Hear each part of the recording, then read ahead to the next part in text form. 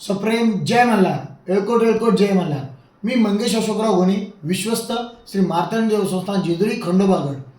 मी आत्ता समाज माध्यमांवर प्रसार माध्यमांवर एक बातमी बघितली की त्याच्यामध्ये महाराष्ट्र सरकारच्या वतीने जाहीर केलेल्या मल्हार सर्टिफिकेशन योजनेला, या योजनेच्या नावाला आमच्या एका विश्वस्ताने असहमती दर्शवली आहे, विरोध दर्शवलेला आहे.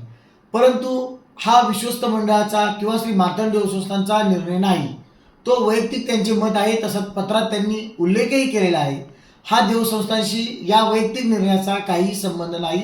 असा कोणताही निर्णय, असा कोणताही ठराव श्री मार्तंड देवसंस्थान जेजुरी यांनी पारित केलेला नाही. त्याच्यामुळे आणि मी हिंदू घाटी समाजाचा आहे, विश्वस्त आहे.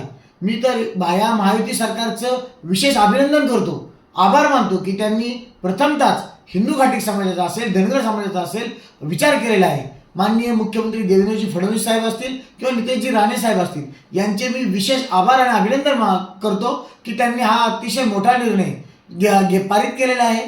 आणि अतिशय या निर्णयाला माझा वैयक्तिकरित्या माझ्या समाजाचा पूर्णपणे पाठिंबा राहील. आणि मी लवकरच माननीय नितेशजी राणे साहेब यांची भेट घेऊन त्यांच्या या निर्णयाबद्दल, त्यांनी घेतलेल्या या पुढाकाराबद्दल सत्कार करणार आहे. कारण आपण बघतो की आपलं कोणतीही योजना असेल, शुभकार्य असेल, त्याची सुरुवात आपण आपल्या शुभ नावाने, आपल्या कुलदेवतेच्या नावाने, आपल्या आराध्य देवतेच्या नावाने करतो. त्यामुळे या योजनेची सुरुवात मल्हार या नावाने झाली, याचा मला विशेष आनंद आहे.